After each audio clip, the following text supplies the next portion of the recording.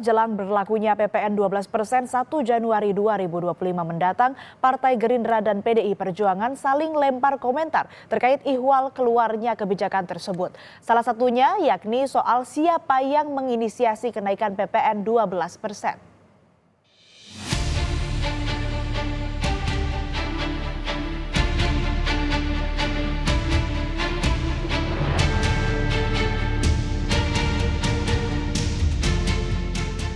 Jelang berlakunya PPN 12% 1 Januari 2025 mendatang, Partai Gerindra dan PDI Perjuangan saling lempar komentar terkait ihwal keluarnya kebijakan tersebut.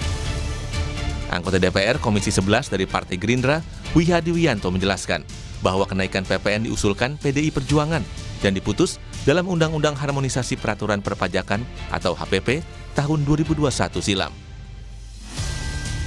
Wihadi mengatakan dengan pemberlakuan kenaikan PPN 12%, pemerintahan Prabowo hanya menjalankan perintah undang-undang. Jadi begini, Undang-Undang HPP ini kan tahun 2021.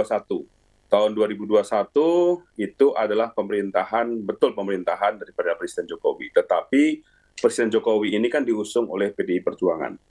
Jadi inisiasi HPP itu adalah memang inisiasi daripada partai penguasa, partai yang mendukung Presiden, PDI Perjuangan. Pak Prabowo dalam hal ini sudah akan menjalankan undang-undang ini sesuai dengan amanat undang-undang. Maka undang-undang ini harus dijalankan.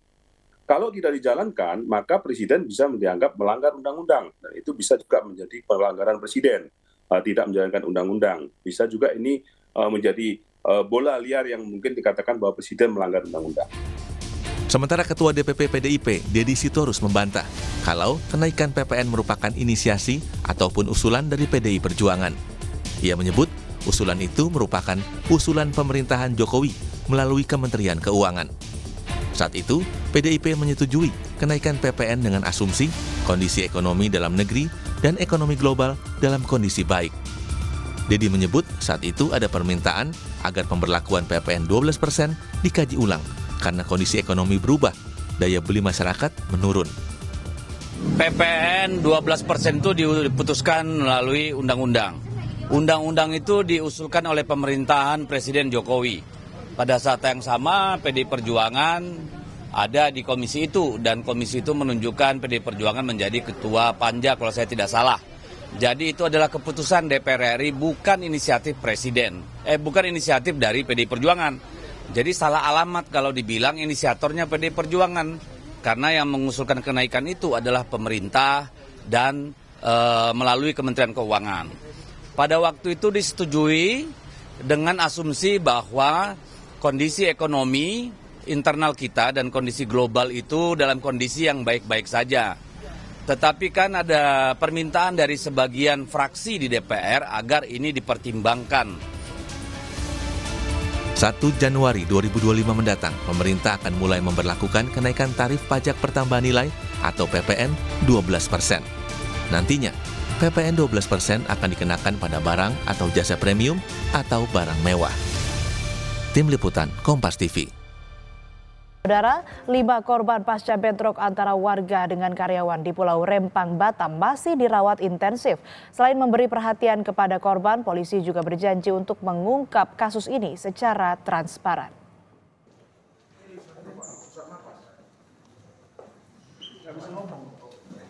Kapolresta Barelang, Kombes Heribertus Ompu Sunggu menjelaskan kondisi korban dalam kunjungannya ke rumah sakit. 5 korban masih dirawat intensif di Rumah Sakit Geraha Hermin, Batu Aji, Kota Batam, Kepulauan Riau. Terutama untuk seorang pekerja PT MEG yang mengalami luka cukup parah. Sementara 3 korban lain yang merupakan warga Sembulang Hulu sudah diperbolehkan pulang. Selain menjenguk para korban, Kapolresta Barelang juga memberi santunan berupa sembako dan uang tunai. Polisi berjanji akan mengungkap kejadian secara transparan dan memberi perhatian penuh untuk korban.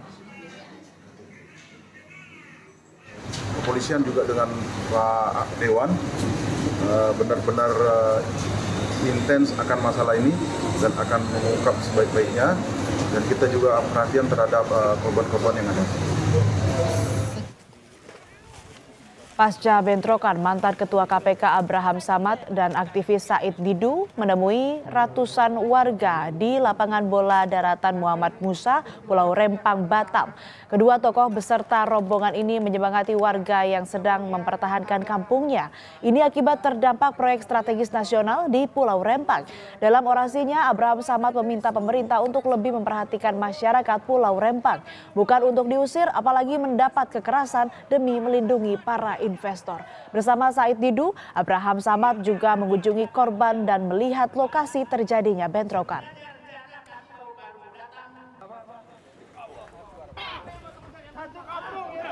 Pada Rabu pekan lalu, bentrokan terjadi antara warga Pulau Rempang dan puluhan karyawan PT MEG di Pulau Rempang, Kota Batam, Kepulauan Riau.